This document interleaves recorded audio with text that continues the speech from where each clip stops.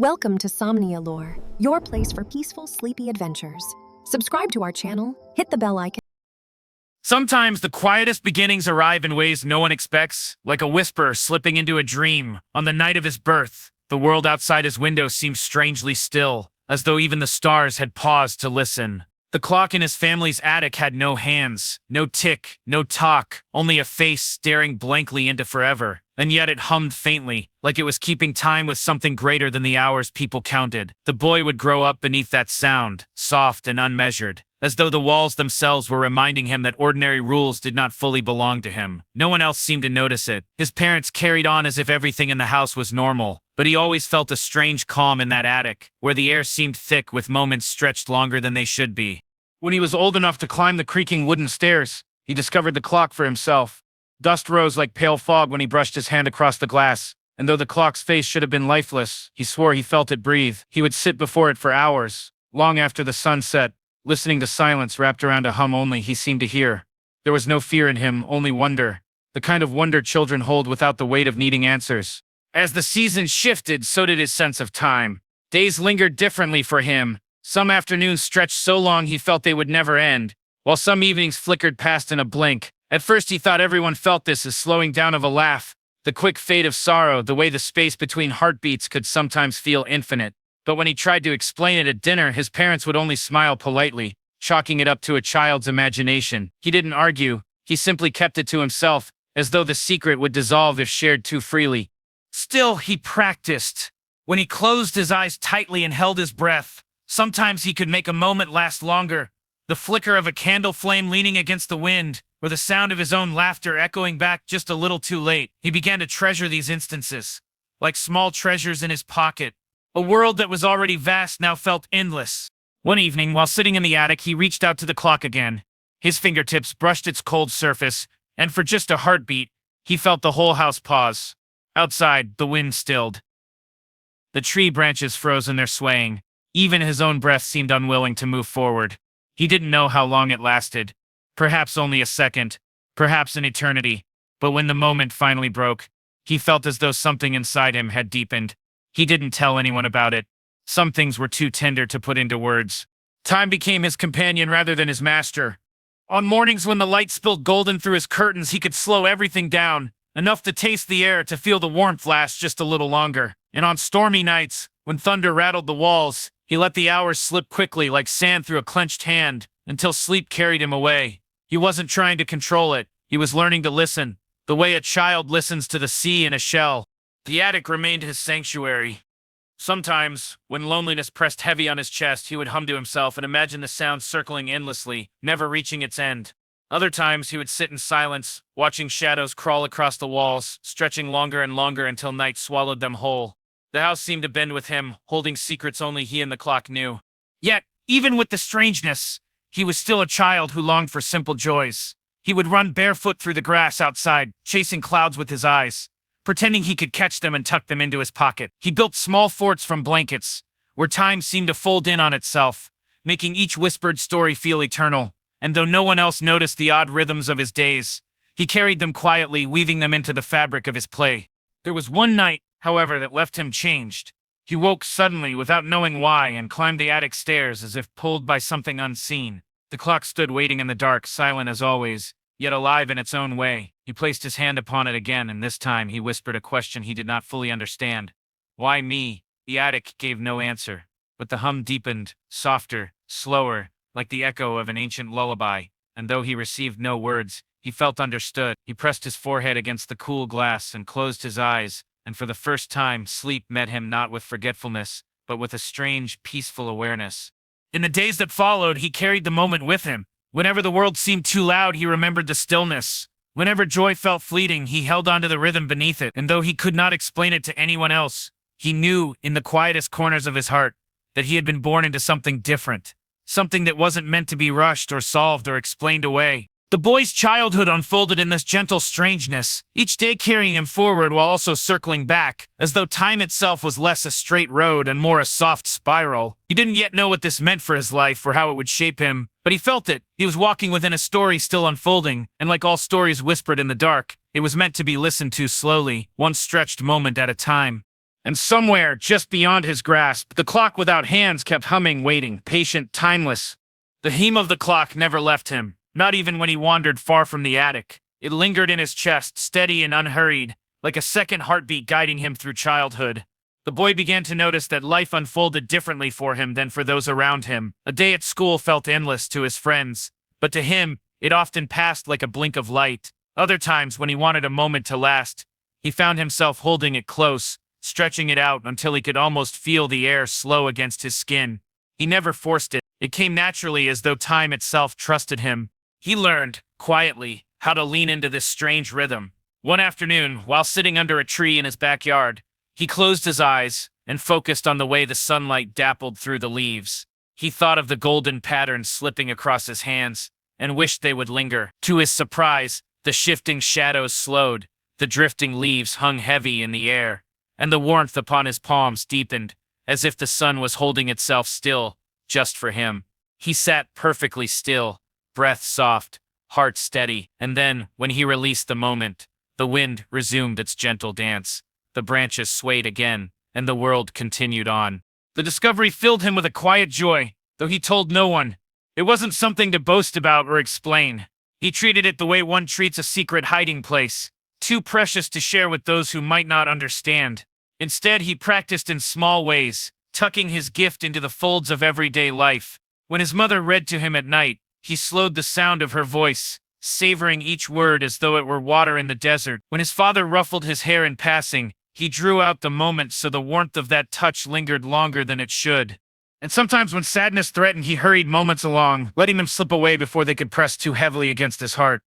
If he scraped his knee, the sting seemed to vanish faster. If loneliness crept into him, he sped the hours until dawn, so morning could wash it away. In this way, he began to shape his world gently, never bending it too harshly, always respecting the current that flowed beneath everything. But he also noticed the strangeness it carried. Children his age often complained about waiting for summer, waiting for birthdays, waiting for the final bell to release them into play. Yet for him, waiting was never difficult. It was an art. He could stretch a minute so wide that patience became a friend rather than an enemy. His teachers would sometimes comment on his calmness, his ability to sit quietly when others fidgeted. He only smiled, never offering the truth. It wasn't calmness he carried, it was time folded and unfolded within his chest. The attic clock, though untouched, became his silent teacher. Each time he visited, the hum reminded him that he wasn't imagining things. The clock didn't move forward, didn't mark hours or days, and yet it existed in a rhythm deeper than any ordinary ticking. Sometimes he thought of it as a mirror, not of his reflection, but of what lingered inside him. He would sit cross-legged in front of it, listening, feeling, learning, without words. The attic was dusty, cold in winter, stifling in summer, yet none of that mattered. It was where the world softened, where he felt most at home.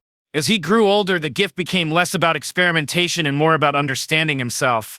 He realized that his power was not simply in holding on to a moment, but in noticing it. While others rushed past the details of their days, he could linger in them. The way rain sounded differently against the roof at night compared to the morning, the faint smell of his mother's bread cooling on the table, the softness of the dog's fur beneath his fingers. Nothing was too small to matter. Each detail became a universe he could step into and explore. Still, there were times when the gift felt like a burden. In moments of sorrow, when he longed for comfort, slowing time only deepened the ache. He tried once, after a bitter quarrel with a childhood friend, to freeze the moment before the words were spoken. But the more he tried to hold it back, the heavier the silence became, until the moment broke through anyway. The fight happened. The sting remained. He understood then that no matter how far he stretched or compressed the minutes, some things could not be avoided. Time would always carry him forward, even when his heart wanted to stay behind. Yet, even in those lessons, there was wonder. On a summer evening, lying in the grass with crickets humming all around him, he slowed the sound until each chirp rang long and low, echoing into the night. The stars seemed to hold still, too, as if waiting with him. He thought then of how small he was, and how large the universe must be, and yet how he could touch both simply by breathing. It was a moment of awe that settled into him like a seed, promising it would grow in ways he could not yet imagine. And so, his days became a dance between stretching and releasing, slowing and quickening. He began to realize that his gift was less about controlling time and more about being present within it. The attic clock hummed, His world unfolded and he followed along, a boy quietly growing into something larger than himself, guided by seconds and minutes that bent at his touch and by an understanding that the smallest moments when held gently could last forever. And though he did not yet know it, these quiet experiments, these stretched afternoons and compressed sorrows, were shaping him into someone who would carry not just his own story, but the stories of others. Someone who would learn that every gift is also a responsibility, and every moment, however small, is a chance to love more deeply. The boy did not rush to grow up. He simply lived one elongated second at a time, listening always for the hum in the walls, waiting for what life might bring next. The boy's world grew quietly, each day folding into the next with a rhythm that felt both ordinary and strange. His gift was still something he carried alone, but it shaped the way he moved through life, and soon it began to touch the people around him in ways they never fully understood. He had always been gentle, slow to speak, and thoughtful with his words, but now his patience made others curious.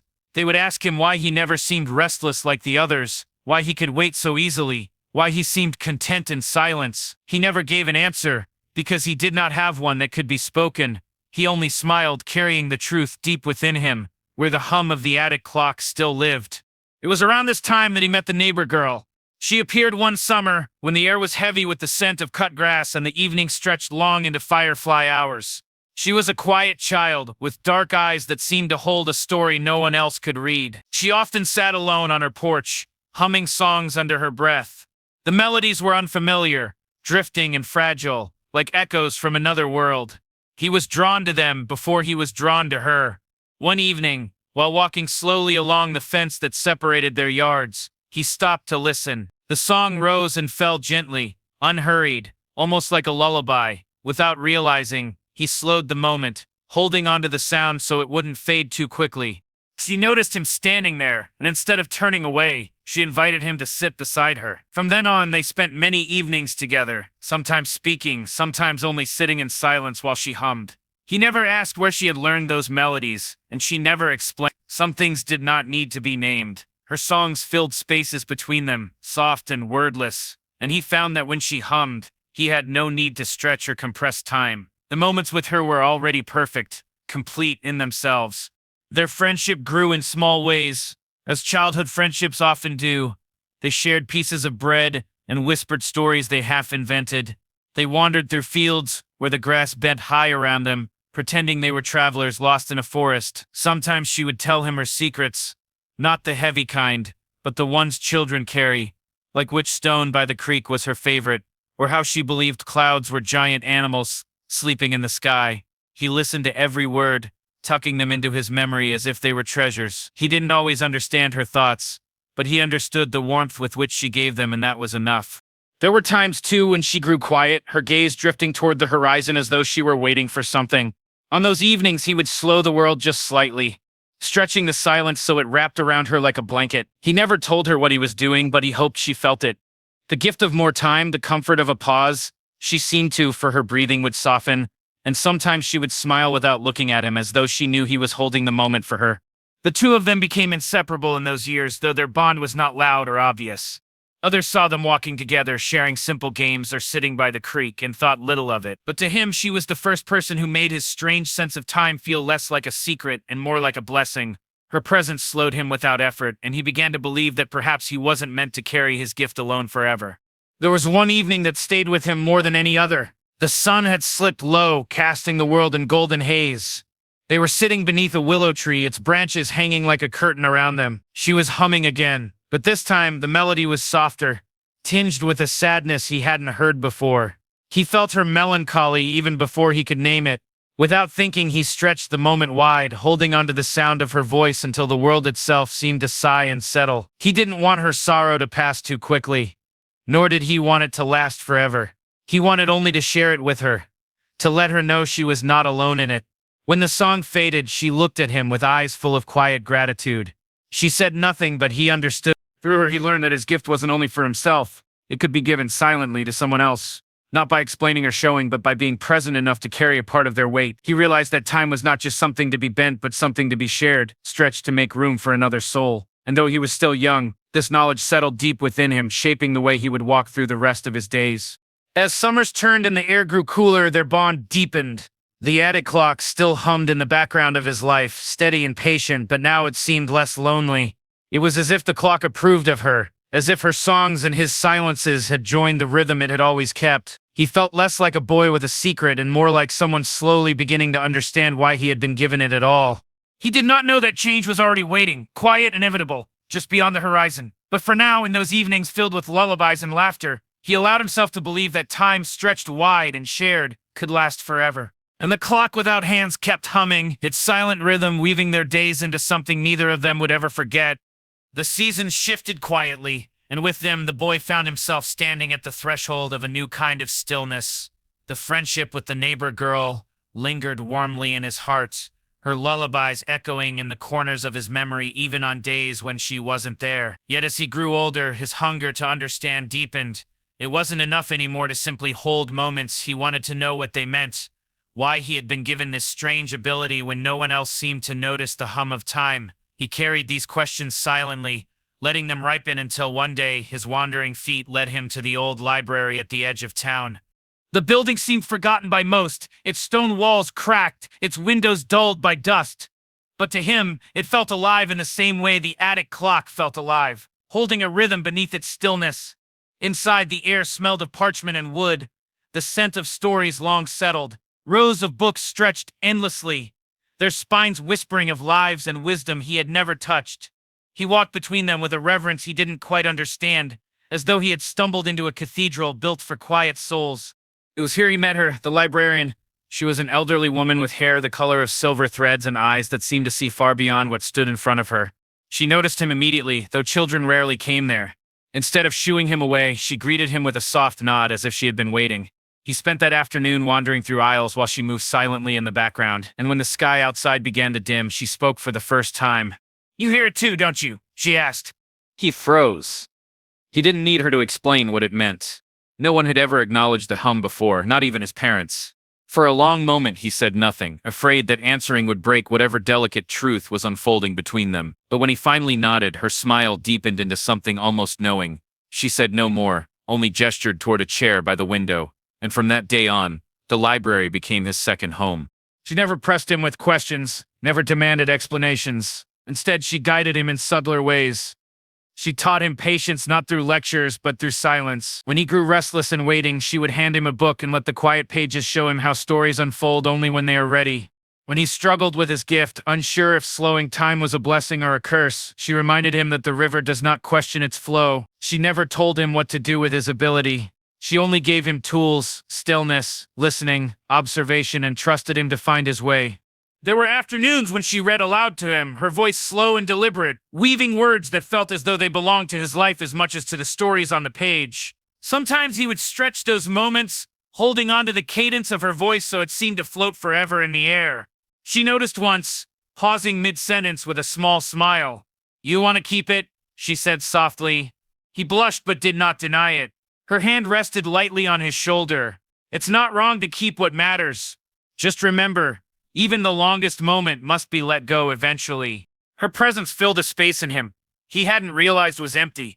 With the neighbor girl, he had discovered companionship and shared silence. With the librarian, he discovered wisdom that felt timeless, as if she herself carried a clock without hands somewhere within her chest. He began to see his gift less as an odd trick and more as a language, one he was still learning to speak.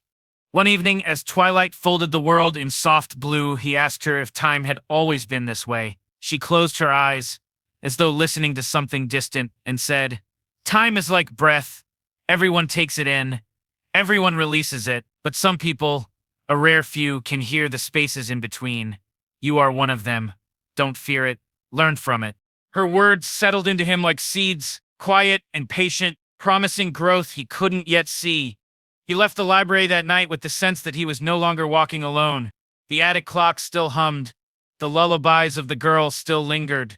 And now he carried her guidance too, a voice reminding him that wisdom grows not in answers but in the spaces between questions. The days stretched into weeks, and his visits to the library became a rhythm. Sometimes he sat for hours without speaking, just breathing in the silence, watching dust float like golden motes in the light. Other times she shared fragments of her own life, a story of waiting for someone who never returned, or the way she had once sat by a sickbed for days without moving, because presence was the only gift she could offer. He listened, storing each memory like a pearl. He didn't need her to explain why she told him these things. He understood. Every life is a kind of clock, each story a marking of time, and though the hands on her clock were moving faster than his, she still carried herself with the patience of eternity. He began to weave her lessons into his days. When his parents argued, he stretched the silence between their words, softening the sharpness. When loneliness came, he remembered her reminder that even the longest night must yield to dawn. And when he sat with the girl again, he carried an even greater stillness, holding their shared moments with a deeper reverence than before.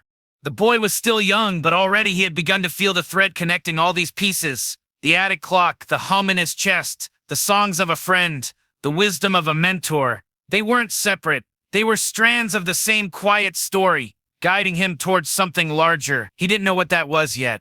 But as he walked home from the library each evening, stars unfolding above him one by one, he carried a sense that he was moving toward it, step by patient step. And somewhere beyond his knowing, the clock without hands kept humming, its song deepening as if pleased that he was finally beginning to listen. The winter that followed seemed slower than any the boy had ever known. Snow fell with a hush that mirrored the silence he had learned to hold inside himself, and every step crunched like a clock marking time beneath his boots.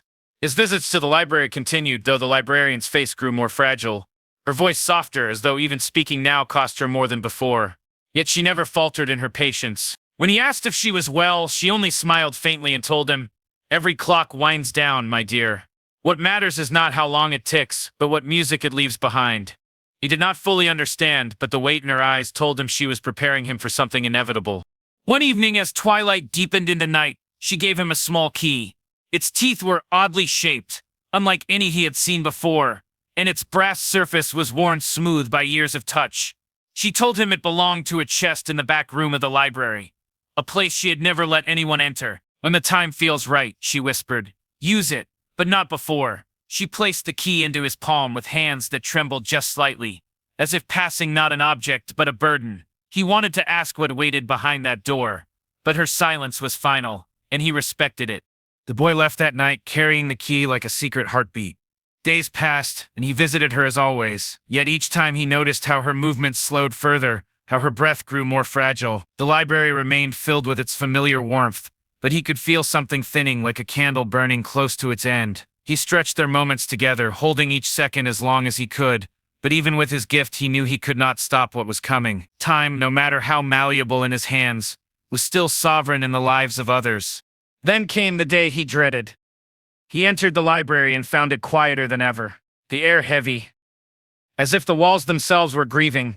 She sat by the window where she always read, her gaze on the fading light outside. She greeted him with a smile, but it was faint, fragile, like the last petal clinging to a flower. He sat beside her, neither speaking for a long while, and for the first time he did not stretch the moment. He let it flow unaltered, because he sensed that some moments were sacred precisely because they could not be held. At last she turned to him and said, "Remember what I told you. Some people hear the spaces between. You must learn to carry them when others cannot. That will be your task."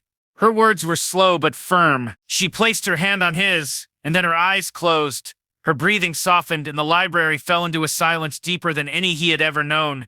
The hum within him trembled violently, as if echoing her departure. He sat there long after, not crying, not moving, only listening. It was in that silence he realized something he had never felt before. Time did not stop for her. It carried her away, as it would carry everything. His gift could not change that, but in the ache of that truth, he understood what she had meant about the music left behind. Her presence lingered in the shelves, in the books, in the stories she had given him, and in the key that now burned in his pocket like a living flame. The library became emptier after that. Others came and went, but none with the same reverence she had carried. The boy returned often, sitting in the chair by the window where she had once been. He touched the key but never used it, waiting because he could not yet sense when the right time would arrive. Instead, he read the books she had touched, listening to the spaces between the words, and he discovered that even silence could be a kind of teacher. The seasons turned again, and with them, his bond with the neighbor girl grew stronger. She was no longer a child with lullabies, but someone whose presence carried its own steady rhythm. She noticed the change in him, the way he spoke less, the way his eyes seemed to hold something deeper, as if always watching not just what was, but what lingered between. She asked once about the sadness in his gaze, and though he wanted to tell her of the librarian, the words tangled in his chest. Instead, he said only, I'm learning to listen. She accepted this because she too had learned the language of silence. It was on a rain-heavy night, years later, when the weight of the key pressed too heavily on his heart to ignore.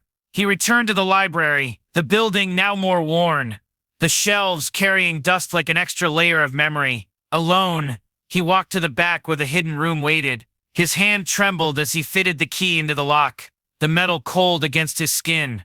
When the door opened, it groaned as though waking from a long sleep. Inside was not treasure, nor gold, nor anything that glittered. Instead, it was filled with journals, dozens of them stacked neatly, each bearing the mark of the librarian's hand. He opened the first and found her writing. Reflections on time, on loss, on waiting, on the very silence she had taught him to honor. She had written for years, capturing not just her own life but the stories of others who had passed through, weaving them into a tapestry of memory. Each page breathed with the weight of moments preserved, not by stretching them as he did, but by honoring them. The boy, now nearly grown, sat among those journals for hours, maybe days, losing himself in her words. And as he read, he realized something extraordinary. Her writing moved with the same hum he carried inside him. She had not been like him, not exactly, but she had known the rhythm. She had felt the spaces. She had passed it on to him in the only way she could. When he finally closed the last journal, he understood what she had left for him. Not answers, not rules, but a mirror, a way to see that his gift was not a burden but a continuation. She had given him not a path to follow, but a legacy to shape. The silence between moments was not emptiness. It was where the truth waited, patient, eternal. He left the library that night with the journals cradled in his arms, rain soaking his clothes, but his steps steady. He no longer felt like a boy holding a secret. He felt like a keeper of something greater, a guardian of spaces others could not hear. And though grief still ached in him, it carried with it a strange lightness, as if somewhere in the hum of time, the librarian still walked beside him, smiling with quiet pride. And so the clock without hands ticked on, unseen but not unheard, guiding him toward what came next. The journals never left his side after that night. He carried him as though they were an extension of his own heartbeat. Each volume a reminder that his life was not unfolding alone, but in quiet companionship with those who had come before him. The pages rustled with the librarian's careful hand, filled with thoughts that seemed written directly for him, though he knew she had penned them long before he was born. He reread them countless times, and each reading revealed something he had missed before. Not words themselves, but the pauses between them, as if she had left deliberate spaces for him to step into, like bridges hidden in silence. The girl from next door grew into a young woman in those same years, her presence steady as a lantern. He didn't know he was following until he realized how much she leaned into her warmth. She still hummed sometimes, though the melodies had deepened, softened, carrying traces of her own unspoken questions. He began to share parts of the journals with her, not everything, but small pieces, lines that reminded him of her patience, of the way she listened without demanding answers. She read them with quiet reverence, as though the librarian's voice had reached her as well. And in those moments he saw how connection stretched beyond blood or gift. It was a reminder that bonds were not built by secrets kept, but by fragments shared. Yet, as seasons turned, he felt the hum within him changing. It was no longer a simple tremor he could press into silence. It had become stronger, deeper, vibrating through him at unexpected times. Sometimes when he walked through town, he would feel it pulling at him, as if threads of invisible rhythm were tugging him toward people, toward places, toward moments that held weight. At first he resisted, fearful of what it meant, but slowly curiosity overcame hesitation. He began to listen. One evening, he followed the pull into the edge of the woods, where the air was damp with moss and the world felt older than the houses nearby. There, he found an elderly man sitting on a fallen log, head bowed, clutching something in his hands. The boy, now nearly a man himself, hesitated, but the hum within him thrummed louder, almost insistent. He stepped closer and saw the man holding a faded photograph. Without thinking, he sat beside him. They didn't speak at first, but after a while, the man whispered, "I used to walk here with her. She loved the sound of the stream. I can't hear it without missing her." His voice broke, and silence followed. The young man did nothing but sit there, listening, not only to the words, but to the space between them, the aching gaps that carried more truth than the sentences themselves. The hum softened, matching the rhythm of the man's grief, and somehow, in that stillness, comfort passed between them. When the old man finally rose to leave, he pressed the photograph into the young man's hands and said, "Keep it. You listen better than anyone I've met." That night he understood for the first time what the librarian had meant when she told him to carry the spaces others could not. His gift was not for bending time to his own will, but for witnessing what others left behind, for holding the silences so they would not vanish unnoticed. It was not power in the way he once imagined. It was responsibility, delicate and invisible. The journals began to feel less like relics of the past and more like a guidebook for what lay ahead. He realized that each entry the librarian had written was not simply about her own reflections, but about moments she had carried for others, fragments of lives that might have been forgotten without her. She had passed them to him so the rhythm would not end. And now it seemed it was his turn to gather the unfinished music of strangers, of loved ones, of the world itself. The neighbor girl became his quiet companion in this. They often walked together, and though he rarely explained what he felt, she seemed to sense it. When he paused in the middle of the path, listening to something invisible, she would wait, unhurried, her eyes soft with trust. Sometimes she would ask, "What do you hear?" And he would answer only, "The space between." She never pressed further, and that, in itself, became its own form of love. Years slipped gently by. The young man's presence became known in the town in ways he never sought but could not avoid. People began to find him when they needed someone who would not rush their words, someone who would let their pauses breathe. A woman grieving her brother sat with him under the stars and left with lighter shoulders. A child who had lost his way in the woods calmed the moment the young man's hand touched his, as though the hum within him carried reassurance. None of this was dramatic, none of it loud, but each act left ripples that others felt long after. Still within him, a question stirred. What did it mean to carry all these spaces? How long could he hold them before they weighed too much?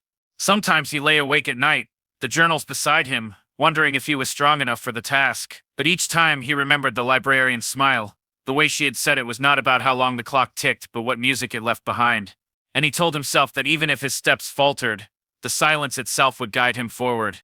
One autumn evening, the girl, now a woman grown, placed her hand gently over his as they sat in the fading light. She said, "You've spent so much time carrying everyone else's silence. Don't forget your own." He looked at her, startled, for he hadn't realized how much he had hidden from himself. She was right. He had listened to so many others that he had forgotten to pause for the quiet inside him. For the first time in years, he closed his eyes and listened inward, and there, beneath everything, he found not emptiness but a steady rhythm, the echo of the librarian, the voices of those he had carried, and his own, woven together into one continuous hum.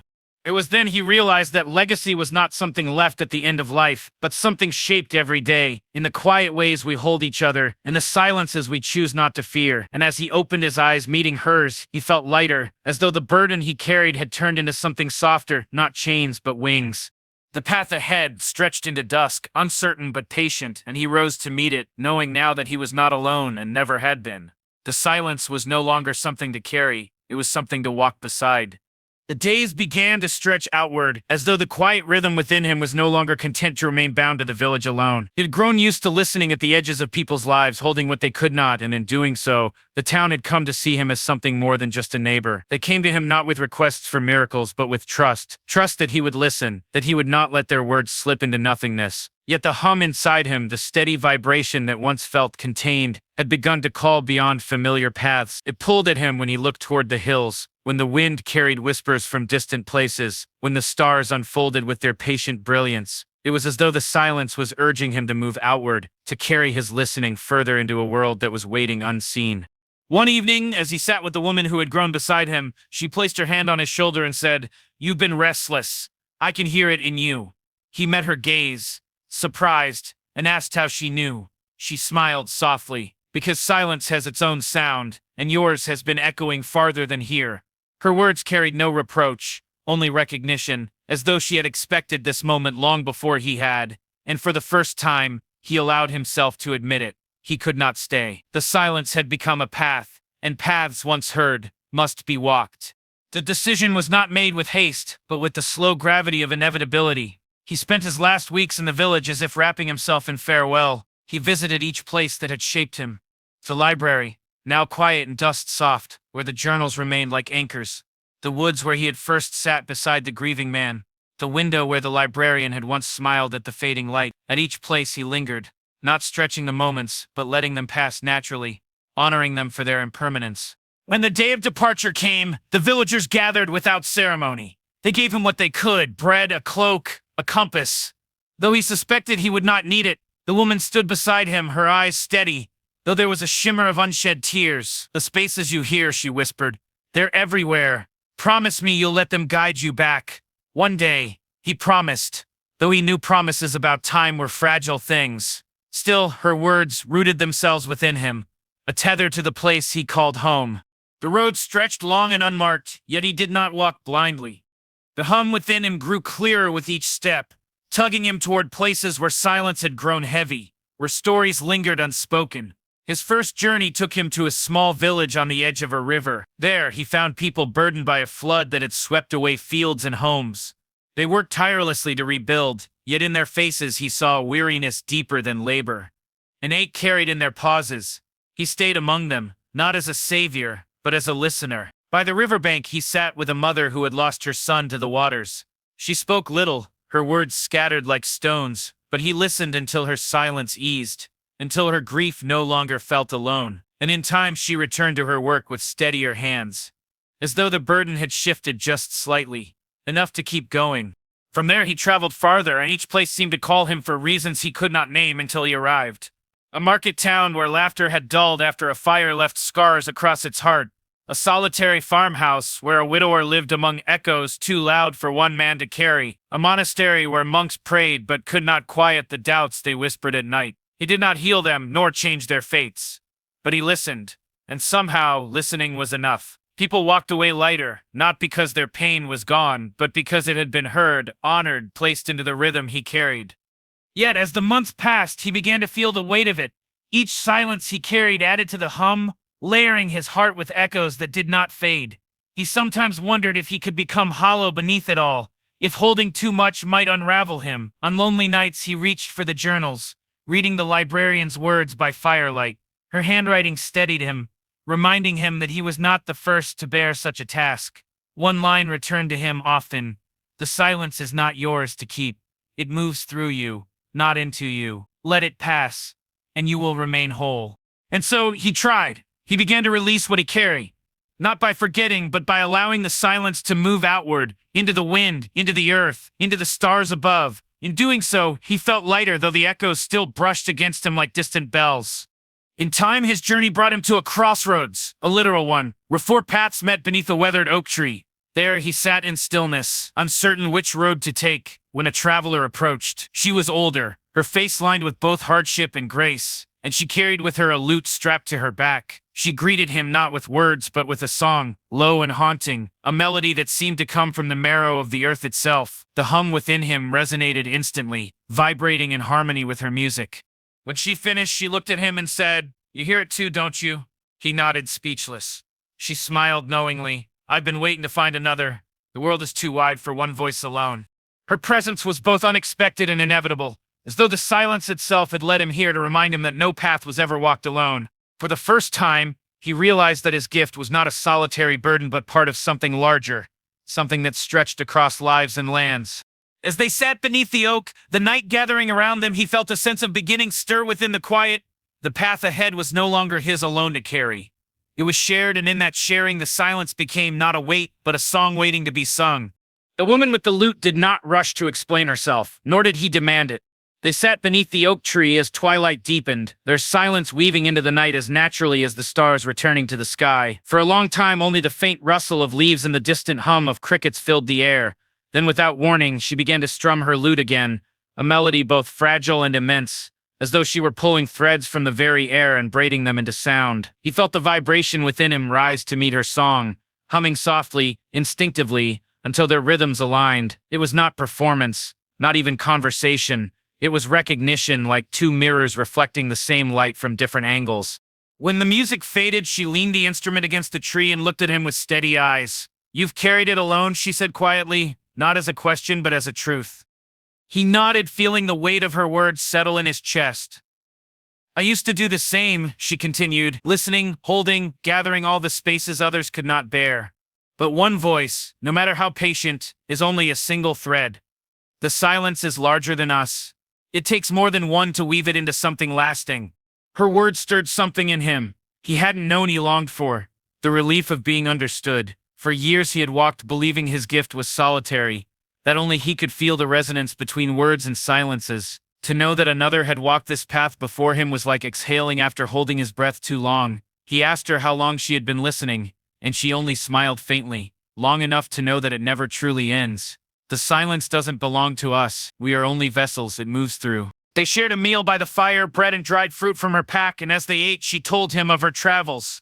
She spoke of villages tucked into mountains where grief lingered like mist, of deserts where the wind carried whispers, so old they could break your heart with their weight. She had played her lute in all those places, not to erase the sorrow, but to give it voice, to turn silence into something that could be born together.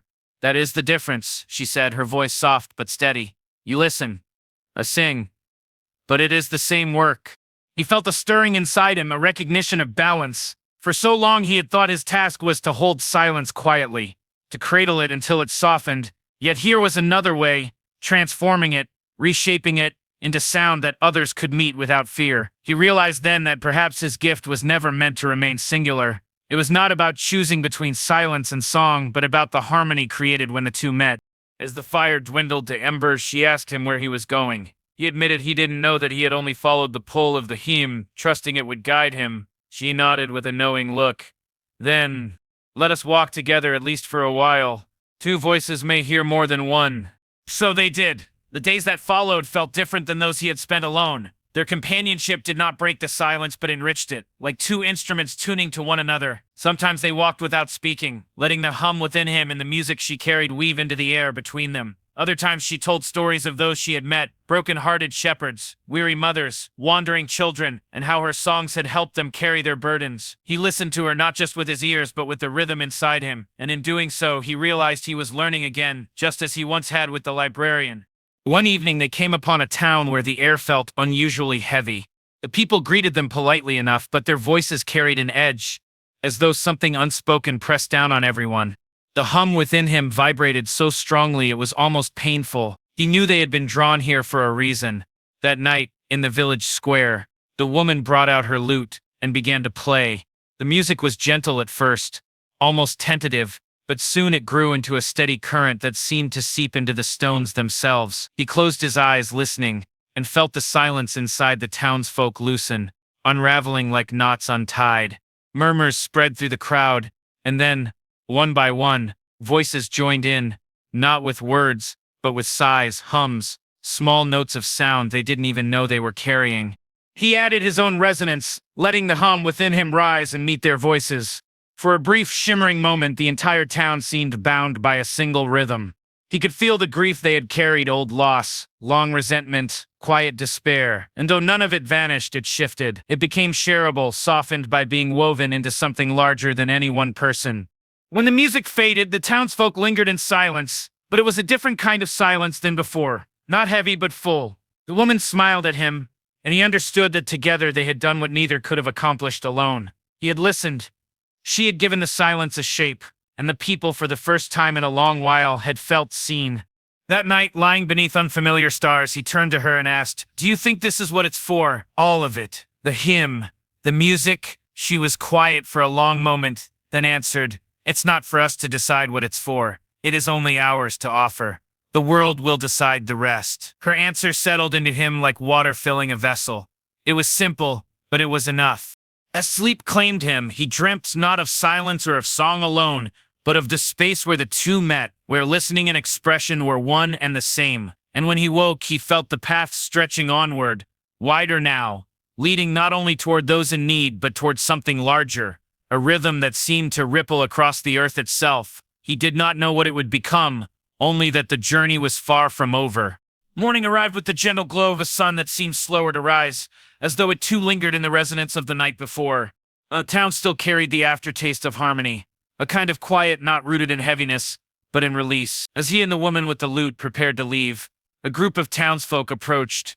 Their faces no longer bore the shadowed weariness he had first seen, but instead carried a cautious openness, as though they were beginning to trust the space left behind by what had been lifted. One of the elders pressed a hand to his heart, then touched the lute gently, murmuring words of gratitude. No speeches, no ceremonies, only gestures, soft and reverent. They walked out of the village together, the road stretching into the horizon where faint mist clung to the hills.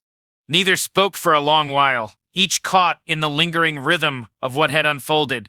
Yet the silence between them was not empty. It was alive, like a low flame still burning. He found himself wondering how many places like this existed, or silence had become unbearable, waiting for someone to listen. He asked her this, and she answered with a small knowing smile, more than we can count, but not more than we can reach, if we keep walking. Their steps carried them through valleys where the wind moved like whispers, and across fields where the hum within him felt softer as though the land itself was at peace. Each night they shared small meals, stories, and long stretches of wordless companionship, but as the days turned into weeks, he noticed subtle changes in her. At first it was only the way her fingers lingered longer on the lute's strings, as though searching for something that slipped away. Later her silences grew heavier, though not in the same way the town's silence had been. Hers was more personal, inward, like a song withheld. One evening, beneath a canopy of stars, brighter than any he had yet seen, she finally spoke of it. Her voice was low, almost uncertain. There was a time I walked with another, as I do now with you. He carried the same kind of listening you do. But he could not bear it. The weight of others' silence broke him. He left his path, and with it, the rhythm he once carried. Since then, I have walked alone. Her words fell into the firelight with a heaviness he could not ignore. He wanted to ask what had become of the man, but something in her gaze told him the answer was not hers to give, or his to demand.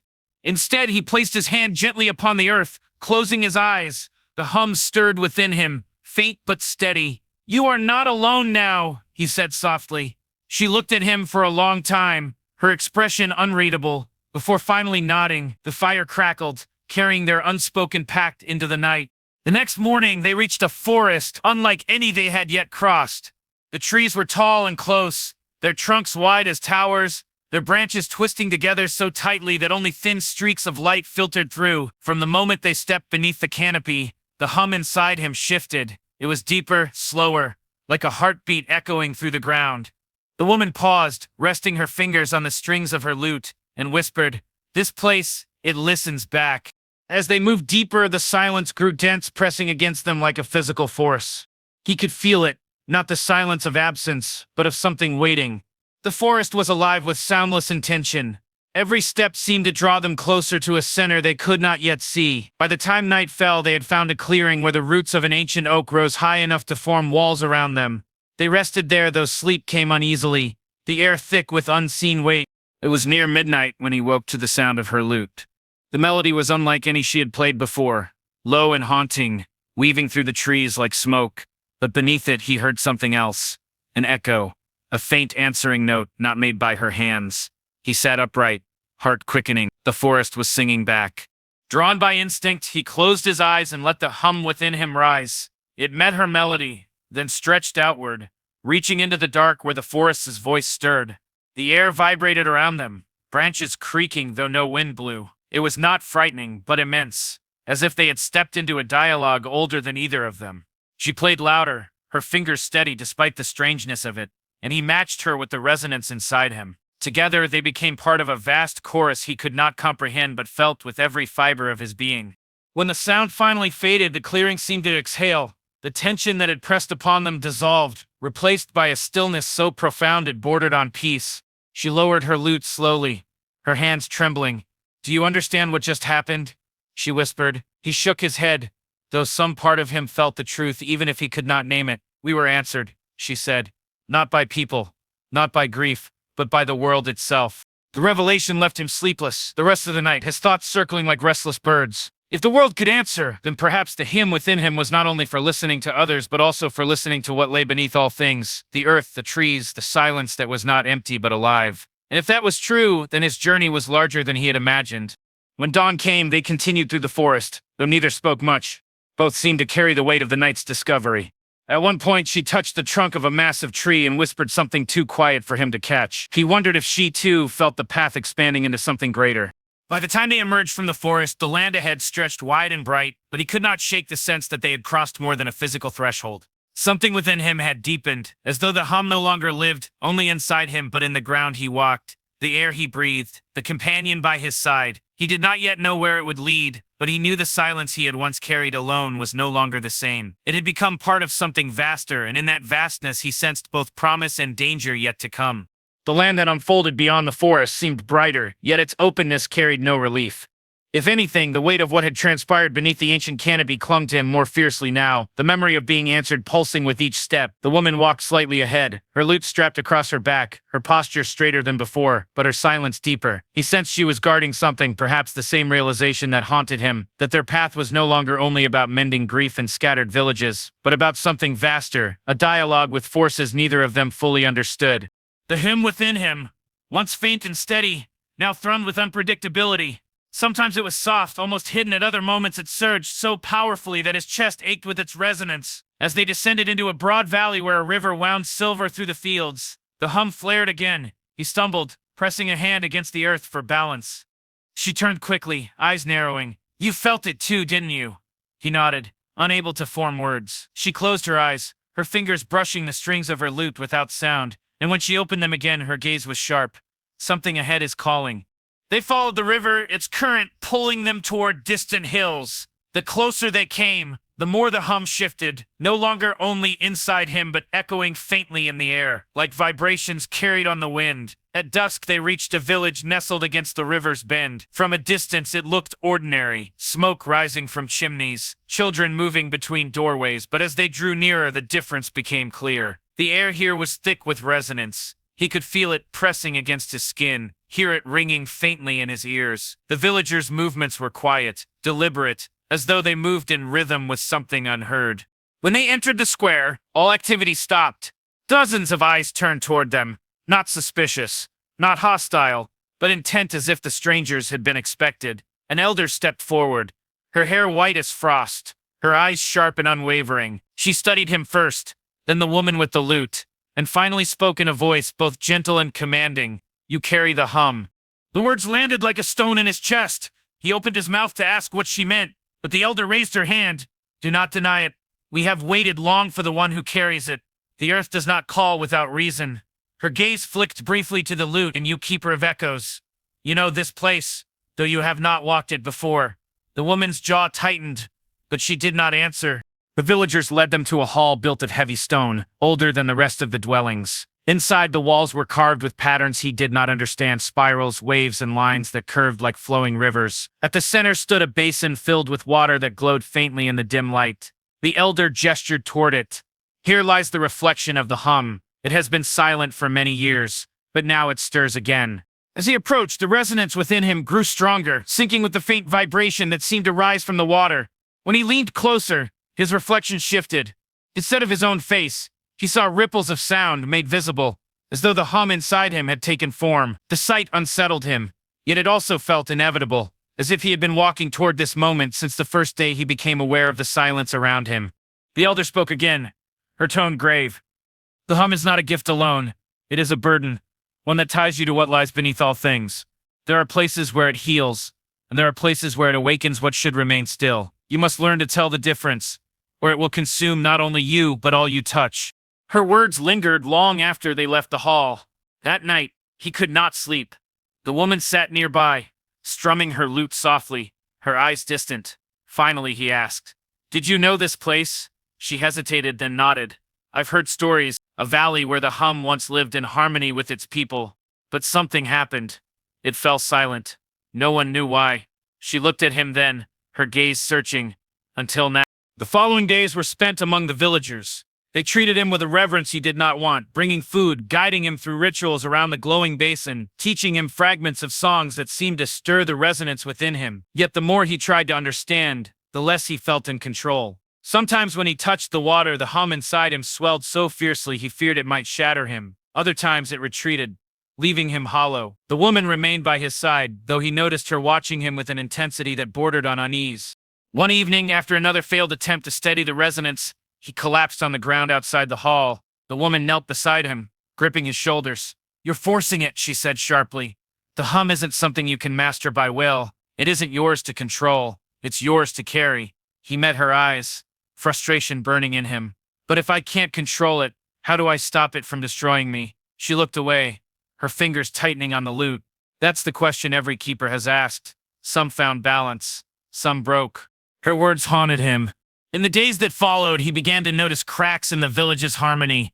At night, the hum no longer felt steady. It pulsed erratically, like a heartbeat faltering. The villagers grew restless, whispering in tones they thought he could not hear. One night, he followed the whispers to the edge of the river, where several villagers stood, their faces half lit by torchlight. They were chanting not words, but deep, resonant sounds that vibrated through the air. And as they chanted, the river itself seemed to shift, its current trembling unnaturally. When he returned to the hall, the elder was waiting. She looked older than before, warier as though the chanting had drained her. "They believe the hum can restore what was lost," she said softly. "But they do not understand. It cannot be summoned like fire. It must be honored like breath." Her eyes locked onto his. "You must choose, traveler. Either carry their hope and risk what lies beneath, or walk away before it consumes them all." The choice hung in the air, heavy and inescapable. He felt the hum stir violently within him, as if responding to the tension outside. The woman stepped closer, her voice low but steady. "Whatever you decide, you won't face it alone." Yet even as she said it, he wondered if her certainty was real, or if she too feared the path ahead might break them both.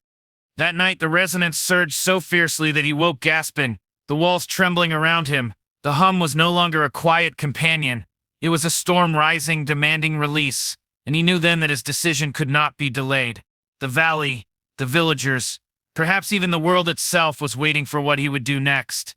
The night pressed close around him, heavy with silence after the storm inside his chest. He lay awake, staring at the roof of the hall, listening to the faint creak of wood and the far-off murmur of the river.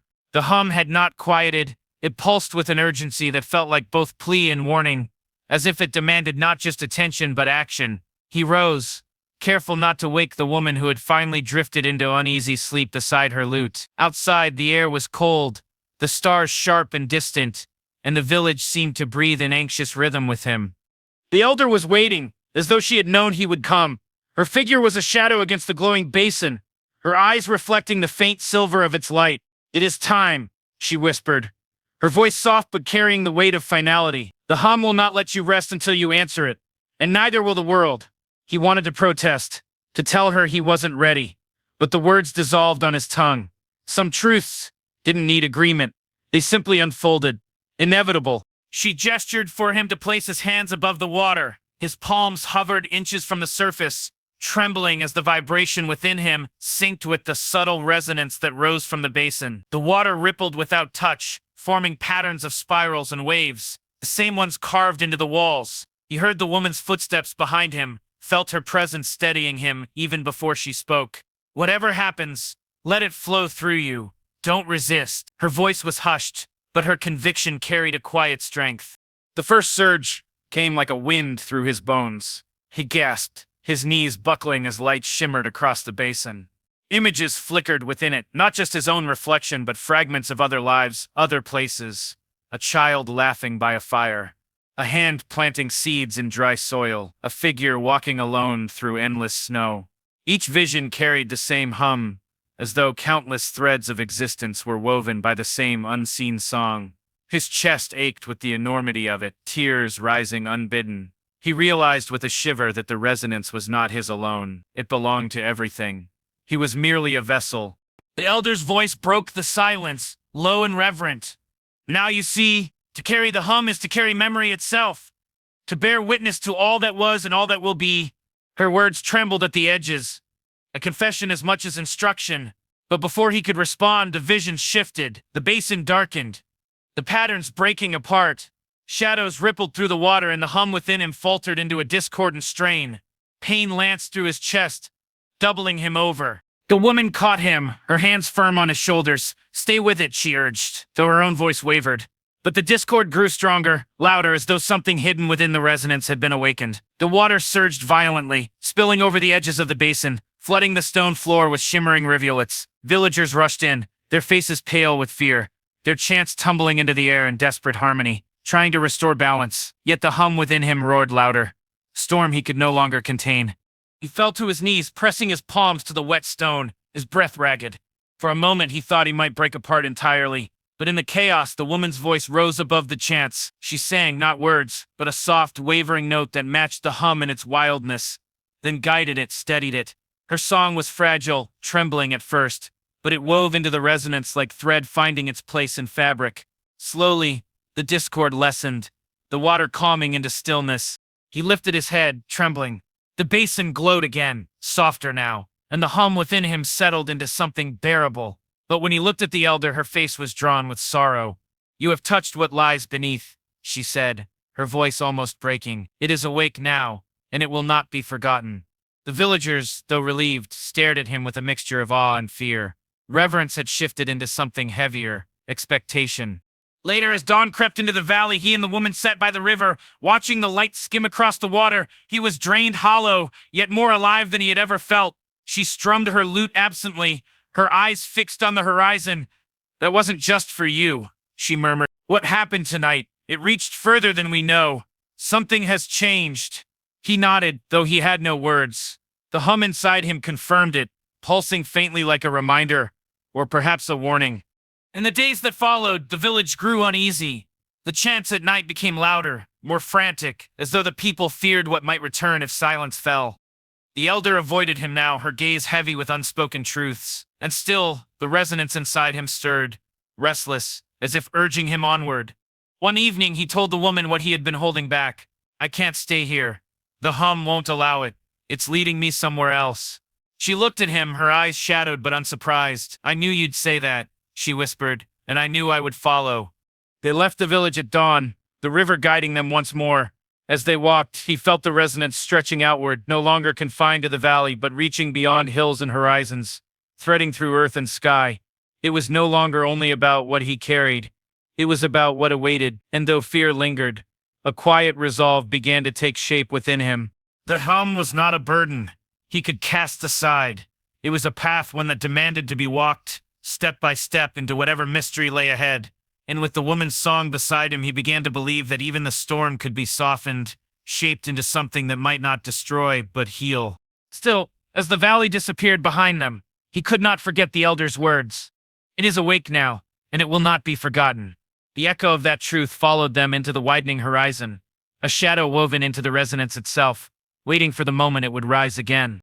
The horizon opened wider with each step they took away from the valley, yet neither of them felt free of its weight. The hum did not quiet. It stretched further, thin but unbroken, like a thread pulling them onward. Sometimes it was faint, no more than a whisper beneath the sound of wind in the grass.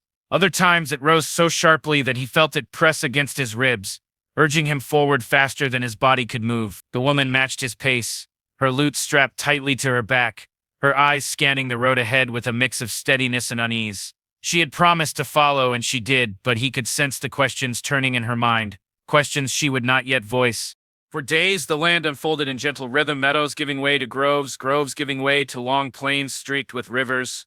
They passed through small villages where people greeted them with kindness, offering bread and a place to rest, but always their gazes lingered on him too long. Perhaps it was something in his presence, the faint tremor of the hum that seemed to ripple outward without his choosing.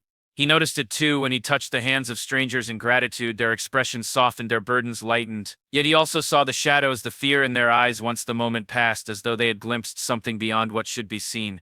One evening, as the sun sank into the horizon, they came to a field where the earth was scarred. Crops lay withered. The soil cracked as though thirsting for something that had long been denied.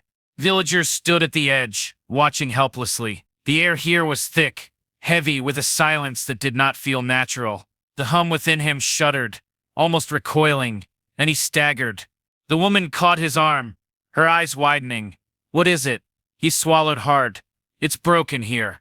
Something missing." Drawn by instinct, he walked into the field. Each step seemed to echo, the ground beneath him carrying a hollow resonance. He knelt, pressing his palm to the soil, and the hum flared violently, not with harmony but with pain. His chest tightened, his vision blurring. He felt fragments of memory rising, not his own but the land's. Once there had been water, laughter, a rhythm of seasons that nourished everything. Now there was only silence, as if the song had been ripped away. He gasped, pulling his hand back, trembling. The villagers rushed closer, their faces etched with desperation. An elder woman stepped forward, her voice breaking. "We've prayed, we've sung the old songs, but nothing returns. If you can hear the earth, tell us, what does it need?" Her words pierced him, because he had no answer.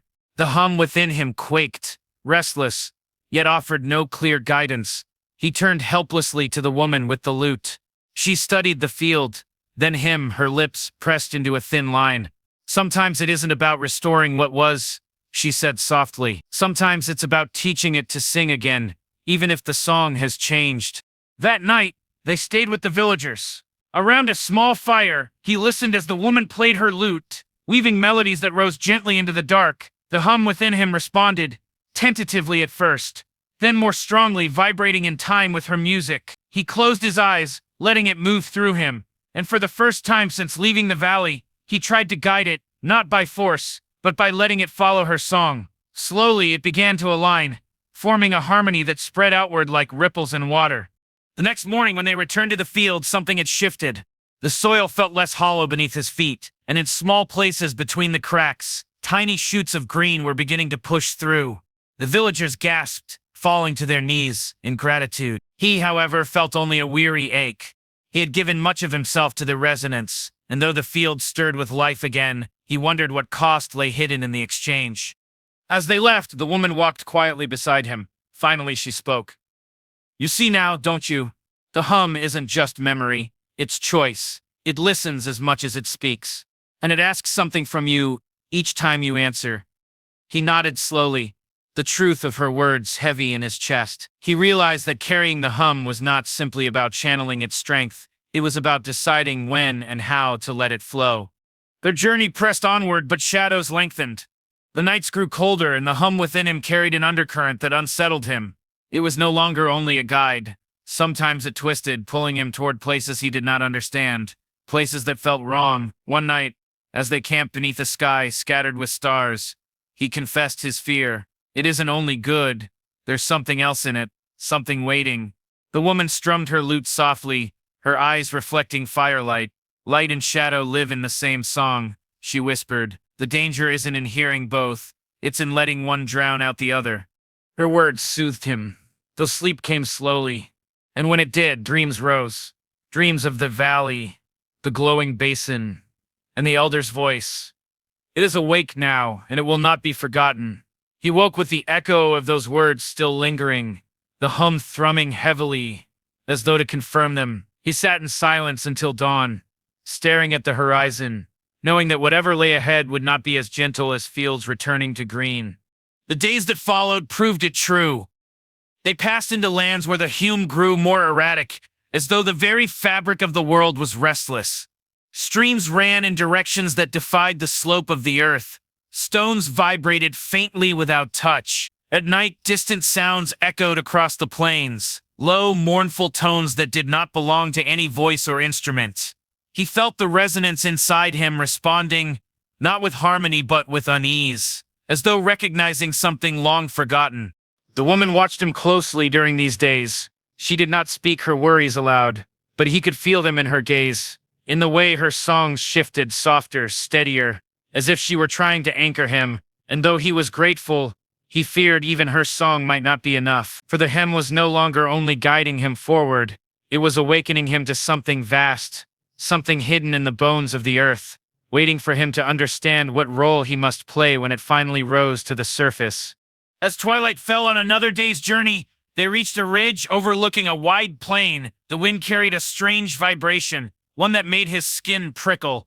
He stood silently, staring at the horizon where storm clouds gathered in unnatural stillness. The hum surged within him, stronger than it had in days, pulsing like a heartbeat too loud to ignore. The woman touched his arm gently, her voice almost lost to the wind. It's coming closer, isn't it? He could not speak, only nod, the resonance thrumming so fiercely, it felt as though the world itself was breathing with him. And in that moment he knew the journey was no longer just about following the hymn. It was about confronting what had awakened and what it would demand of him when it finally arrived. The ridge held him in silence. The storm's dark mass stretched across the plain like a wall that was breathing.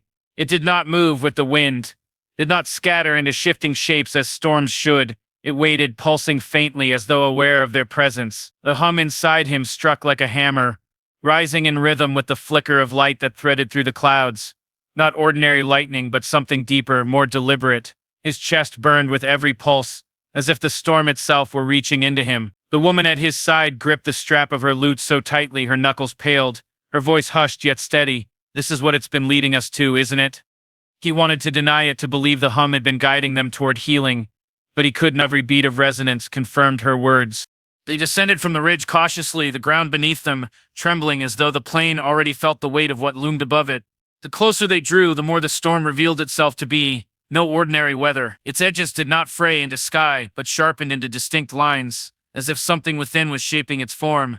And when the wind finally reached them, it carried not rain or dust but sound, a low, ceaseless vibration that seemed to coil into his bones. The hum within him strained toward it, desperate, restless, like a tether pulled taut.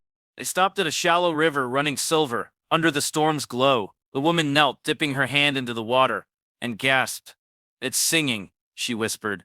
He bent closer, hearing it too, the faintest strands of melody rising from the current, notes both beautiful and dissonant. The water itself seemed alive, resonating in harmony with the storm above. He felt his body drawn toward it, and before he realized, his hand had slipped into the current. The shock was immediate, not cold but overwhelming. Like every memory of the land surged into him at once. He saw forests rising and falling with the ages, rivers carving paths long vanished, and shadows creeping over fields where voices once sang. His hand burned, the hum inside him roaring, until he tore it free, stumbling back onto the bank, gasping as though he had nearly drowned. The woman steadied him, her eyes searching his face. "What did you see?" He shook his head, still breathless. "Too much. Everything. And something waiting inside it all." His words hung heavy between them, because they both understood the storm was not just weather. It was memory given form, the earth itself remembering too sharply, too forcefully, until the song of balance became a scream. They pressed on, guided, now not by choice but by inevitability. Each step closer made his body ache as the resonance grew unbearable, spilling into every nerve. By the time they stood at the plain's edge beneath the storm, he could scarcely breathe. The clouds twisted, spiraling inward toward a single core of light so fierce it hurt to look at. Yet it was not light alone. It carried form, hints of something vast and shifting, like a figure struggling to emerge. The hum inside him surged violently, pulling him forward as though demanding he answer. The woman's voice broke the tension. "If you step into it, you may not return." He turned to her, meeting her steady gaze. Despite the fear in her eyes, her presence was grounding. A tether to what was human in the face of what felt endless. He whispered back, "Then promise me you'll keep playing. If I'm lost, don't let the song end." Her hand lingered briefly against his arm before she nodded, unslinging her lute, fingers already brushing the strings. He stepped forward. The storm did not resist him. It opened. The air thickened into weight, pressing against his skin as though the world itself leaned closer to study him. Sound shattered into shards around him. Vibrations that were not just heard but felt in marrow. His body shook, every bone thrumming until he feared they would break. Yet beneath the chaos, he sensed a rhythm, deep and steady, as if a heart beat somewhere inside the storm. He closed his eyes, letting the hum guide him, aligning himself to that hidden pulse. Slowly, painfully, he began to resonate with it, his breath catching until the two rhythms matched. And then it spoke. Not in words, not in voices, but in a flood of sensation that filled him whole. He felt its grief, vast and ancient, carved into stone and river alike. He felt its rage, the countless wounds left upon it by those who had forgotten to listen. He felt its longing not for destruction, but for balance, for the song that had once bound everything into harmony. Tears burned his eyes as he staggered beneath the weight of it. "You're not a storm," he whispered hoarsely. "You're the world remembering." The resonance flared at his acknowledgement, almost violently, and he collapsed to his knees. His body screamed with pain, but the hum within him steadied, no longer thrashing but flowing as if it had found its counterpart. He realized then that he was not separate from it, not a vessel carrying a foreign rhythm, but a part of the same song trying desperately to find its way back into tune. Outside the storm, the woman's music rose, threads of melody weaving through the chaos. He felt it reach him, anchoring him in the midst of the storm's vastness. Her song was small compared to the roaring memory around him, but it was human, fragile, imperfect, and alive. And in its imperfection lay a kind of truth the storm did not hold. He seized it, aligning the hum not only with the storm but with her song, bridging them together. The resonance surged, violent and bright, as though two rivers collided within him. The storm writhed, clouds splitting into jagged spirals of light and shadow. The figure within grew sharper, more defined, straining as though torn between release and collapse. His vision blurred, his body trembling on the edge of breaking, yet he held, forcing the resonance to stay balanced, guiding the storm's grief toward the fragile threads of her melody. Slowly, painfully, the chaos softened. The roars dimmed into echoes. The storm's edges began to fray, threads of cloud unraveling into the open sky. When it finally broke, it did not vanish in violence but dissolved into rain. Gentle, endless rain that soaked the plain, seeping into thirsty earth. He fell forward exhausted, the hum inside him dim but steady, as if resting. The woman's music quieted as she ran to his side, kneeling in the wet grass, her hands pressed against his shoulders, grounding him back into the world. "You did it," she whispered, though her voice trembled. But at what cost? He could not answer. His body felt hollowed, his spirit stretched thin. Yet when he looked up at the plain, he saw new shoots already pushing through the soil, green against the mud, and for the first time he felt not only the hum within him, but the faintest echo of it outside himself, in the rain, in the grass, in the earth, breathing easier. The storm was gone, but its memory lingered, and he knew this was only the beginning. What he had faced was not the final awakening, but the first an echo of something far greater waiting deeper within the world. As the rain washed over them, he met the woman's gaze. Her eyes held not only fear, but also unshaken resolve. She had promised not to let the song end, and he realized now how much of the path ahead would depend on her strength, as much as his. The hum pulsed faintly in agreement, and for the first time since leaving the valley, he did not feel entirely alone in carrying its weight. Yet even as the rain nourished the ground, a chill lingered in his chest. The storm had shown him grief and rage, yes, but also something else hidden deep within its memory, something that had not yet risen, waiting with patience, older than the mountains. And he understood with quiet dread, their journey had only crossed the threshold. What lay ahead would test not just his strength, but the very song of the world itself. The rain did not stop through the night. It fell softly, steadily, as though the world itself needed time to breathe after releasing its grief. The plain shimmered with countless droplets under the pale glow of dawn, every blade of grass bowed but alive, trembling with the weight of renewal. He sat with his back against a stone outcropping, his body weak and unsteady, the hum inside him muted but never silent. Each breath he took felt like inhaling more than air. It was as if the earth itself moved through him now, binding his pulse to something deeper. The woman sat nearby, her lute resting across her lap, the strings damp with rain, her eyes fixed on him not in pity but in a silence filled with questions she did not voice. For hours, they said little. There was no need. The storm's collapse had carved something unspoken between them, a bond woven from shared terror and fragile triumph, yet silence, no matter how deep, cannot last forever. As the horizon cleared, and the sky revealed streaks of gold between broken clouds, she finally spoke. "The land will recover, but storms like that do not rise alone. If one remembers, others will too." Her words were quiet, but their weight pressed heavy. He knew she was right. The storm had been an echo of the world's memory, and memory never woke only once. What they had faced was not an ending, but a warning, an opening note of something vast building in places unseen. The hum within him pulsed in confirmation, though weak, as if it too was wary of what lay ahead. When he tried to stand, his legs faltered and she reached out instinctively, steadying him. Her touch was firm, grounding, but he could feel the tremor in her hands. She was strong, but not untouched. He looked at her, really looked, and saw the exhaustion she carried behind her resolve. Yet beneath it, he saw something else. Unyielding determination, a refusal to bend even when the world itself demanded surrender. For a moment, he envied her strength. They moved slowly across the drenched plain, their steps sinking into soft earth, each footprint filling with water almost as soon as it was made. The air was clearer now, sharp with the scent of wet soil. Yet in the silence between raindrops, he began to hear something else. At first, he thought it was memory still clinging to him, but the hum inside him grew restless. The sound was faint, distant, but real, a resonance different from the storm, sharper, fragmented, as if the song of the world itself had cracked. The woman heard it too. Her gaze shifted toward the northern horizon, where hills rose jagged against the sky. "It's coming from there," she murmured, her voice low as though afraid to disturb the fragile balance. He nodded, though unease churned inside him. The storm had been grief, immense, but unified.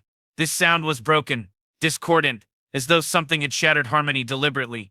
Their journey took them through valleys still dripping with rain, across rivers that carried the storm's memory in their currents, At night, when they rested, the sound from the north grew clearer, and with it came unease that twisted through his dreams. He saw fragments of visions, shadows moving not with the earth but against it, twisting melodies into discord. He would wake drenched in sweat, the hum inside him rattling like a drum, while she sat awake beside the fire, her fingers brushing her lute strings, coaxing small, steadying songs into the night. By the fourth day, they reached the base of the northern hills. The resonance had grown so sharp he could feel it in his teeth, a constant pressure that made it hard to think. The woman grimaced, one hand pressed against her temple, her lute slung across her back as though even silence could not shield it. They climbed slowly, the earth beneath them darker, heavier, as if unwilling to carry them closer, and as they neared the crest, the first sign revealed itself. A tree stood twisted against the horizon, its branches warped unnaturally, bark stripped into spirals that hummed faintly with sound. It was not alive in any way he had known life. It pulsed with resonance that belonged not to growth but to corruption. The closer they came, the more the hum within him recoiled, as though recognizing something foreign yet dangerously familiar. He reached out instinctively, placing his hand against the bark. The moment his skin touched it, images seared through his mind. Voices raised not in grief but in hunger, melodies broken into jagged shards that cut rather than healed. He ripped his hand back, heart racing, and staggered. The woman caught his arm, steadying him. "What did you see?" Her voice was taut, cautious. He swallowed, forcing breath into lungs that felt too tight. Not memory, not the world, something else, feeding on it. He didn't want to say the word that lingered in his mind, but it pressed against him. Undeniable, imitation. Something had taken the song of the earth and bent it, twisting resonance into a weapon. They continued deeper into the hills, and what they found confirmed his fear. More trees, warped into grotesque shapes, stones split in unnatural patterns, humming discordant notes that clashed against the air. Even the streams that trickled between rocks carried echoes of broken rhythm, their currents jagged instead of flowing. The world was not remembering here. It was being rewritten. On the seventh night, as they sheltered in a hollow beneath a leaning stone, the sound grew unbearable. He could not sleep, his body trembling with resonance that gnawed at him from within. The woman sat close, her hand hovering near her lute as if preparing for something inevitable. He turned to her, his voice hoarse. "It's not just the earth here. Something is calling through it, watching us." Her expression hardened, and she drew her lute into her lap. "Then let it listen. We'll answer." Her courage stirred something within him, pulling him from the edge of despair. He closed his eyes, focusing on the hum within, trying to anchor it against the fractured resonance that clawed at his mind. And then, as though the hills themselves responded, the ground shuddered, rocks split, soil trembling, and from the shadows of the twisted trees came figures. They were not wholly solid, shifting between form and absence, their shapes woven from the discordant resonance that filled the hills. They moved like echoes torn free from their source, bodies flickering in and out of the world, their presence wrong in a way that chilled him to the marrow. The woman's hand struck her strings, a sharp chord ringing into the night. The figures recoiled, their shapes faltering as though the sound cut through their fractured forms. He seized the moment, channeling the hum inside him outward, forcing it into the open air. The resonance clashed violently with theirs, the sound rippling across the hollow in a storm of vibration. His body shook with the effort, every bone screaming as though ready to shatter. The figures shrieked, not with voices but with sound alone, broken notes slicing through the air. The hills trembled with the clash of songs, harmony against discord. The world itself caught between remembering and being rewritten. For a moment he thought he would break beneath it, torn apart by the sheer force of resonance. But then her music rose, weaving into his hum, not overpowering it but grounding it, shaping its raw force into melody. Together their sound surged, flooding the hollow with resonance that pushed against the shadows. The figures faltered, their forms unraveling, fragments scattering into the air like smoke torn by wind. One by one they dissolved, until silence fell heavy again. But the silence was not victory, it was warning. The hills still pulsed with discord, and what they had faced was not the source, but only its echo. He collapsed back against the stone, his body trembling, every muscle screaming from the effort. She sat beside him, her breath uneven, her hands trembling on the strings. Their eyes met in the dim light, both of them knowing what neither wanted to say aloud. Something was twisting the song of the world deliberately. Something intelligent, something waiting deeper still. And as the night held them in fragile stillness, the hum inside him whispered its truth. What they had faced so far were only fragments. The true dissonance had not yet awakened. The night after the shadows dissolved was long and restless. Neither of them found sleep easily, though their bodies begged for rest. The hollow where they lay seemed to breathe with its own rhythm, the stones humming faintly, as if the earth itself was unsettled by what had passed. He closed his eyes, but each time he drifted, he saw flashes of those shifting forms, echoes without substance, flickering in and out of the world like broken memories. When he woke, his chest felt heavy, his pulse unsteady, and the hum within him seemed sharper, almost urgent, like a voice insisting that time was slipping away. By dawn, they rose without words. The woman tightened the strings of her lute with trembling hands, her gaze fixed on the northern path. He steadied himself with a deep breath, feeling how the resonance inside him had grown strained but stronger, as though each trial had sharpened it into something more deliberate. There was no longer doubt that their journey had brought them here for a purpose. The question was not whether they were ready, but whether readiness was enough. They climbed higher into the hills. The path twisted between stone ridges and ravines, every step echoing with fractured resonance that seemed to follow them. Birds no longer sang, and even the wind carried a hollow note, its whistle dissonant against the rocks. The world was quieter here, not with peace, but with absence, as though harmony itself had been driven away. At midday, they reached a plateau where the earth had split wide, revealing a deep chasm. From below rose a sound unlike anything he had heard before, thick, layered, trembling with discord that clawed at his skin. He staggered to the edge, peering down, and saw not darkness but light, fractured beams of shifting color like broken glass catching the sun. The sight pulled at him, dizzying, and the hum inside him trembled violently, torn between recognition and fear. The woman joined him at the edge, her face pale in the fractured glow. "This is it," she whispered, though her voice was barely audible against the roar of resonance rising from below. "The source." He nodded, though his throat tightened. What they had faced in the hollow had been fragments, echoes pulled loose. But this was the heart, the wound from which the dissonance spilled. They descended carefully, the air growing thicker with each step. The walls of the chasm glowed faintly, etched with patterns that seemed both natural and unnatural, spirals twisting into forms that made his vision blur. If he looked too long, his skin prickled and every breath felt heavy, as though the air itself carried weight. At last they reached the basin, and there at its center stood something neither of them had words for. It was a structure, sorts though not built by hands.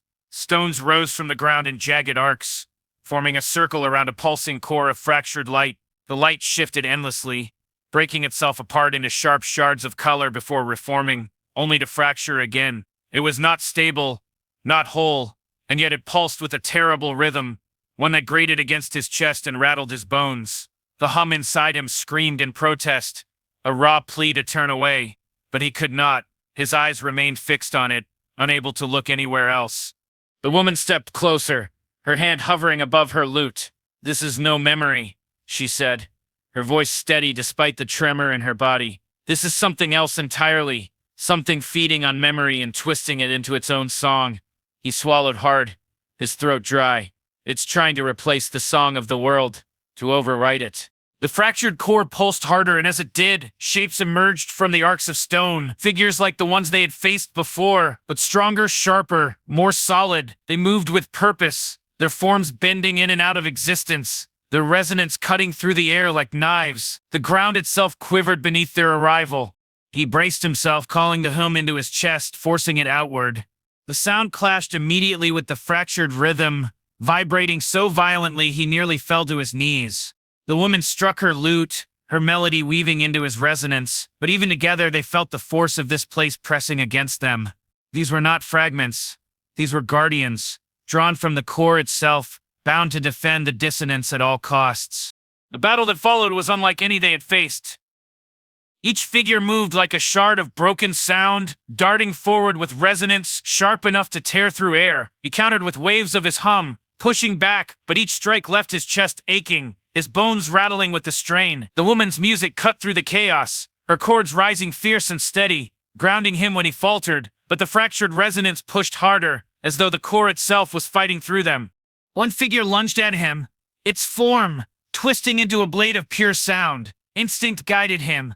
He let the hum surge outward, not in a push but in a soft pulse, a steady note that did not resist but absorbed. The blade faltered, the figure stuttering as though unsure how to strike against gentleness. The woman seized the moment, her lute string snapping as she struck a chord so strong it cracked the air. The figure shattered, dissolving into fragments of light that fell and melted into the ground. They understood then. It was not strength that would end this, but balance, harmony. not force. He shifted his resonance, no longer meeting dissonance with violence but with steadiness, shaping his hum into a note that endured rather than clashed. The woman mirrored him, her melody softening, weaving around his tone, together creating a fragile but undeniable harmony. The figures screamed in sound alone, their forms unraveling as though unable to exist within balance. One by one they broke apart, scattering into silence, and when the last dissolved, the fractured core pulsed violently, its shards shattering outward in a burst of color that lit the chasm like a broken dawn. He fell to his knees, shielding his eyes, the hum inside him trembling on the edge of breaking. But then it shifted. The fractured light wavered, stilled, and for the briefest moment, a true note rang out, clear, steady, whole. It was gone, almost as soon as it came, swallowed again by dissonance. But he heard it, and so did she. Their eyes met, wide with wonder. There was hope. The core was not unbroken. It was only trapped. Its true song buried beneath layers of corruption. To free it would take more than strength, more than endurance. It would take their harmony again and again until the fracture yielded. The ground shook, the arcs of stone groaning as the core pulsed violently once more. They staggered, clinging to each other for balance. Neither spoke, but they both understood. This was not an end. It was the beginning of something greater, something that stretched beyond them, beyond this chasm, perhaps beyond the world itself. And as the resonance surged around them, he felt the hum inside him, not as a burden, but as a promise. The silence he had carried all his life had brought him here, to this place, to this companion, to this moment where harmony might yet heal what was broken. He closed his eyes, breathed deeply, and let the hum swell within him once more.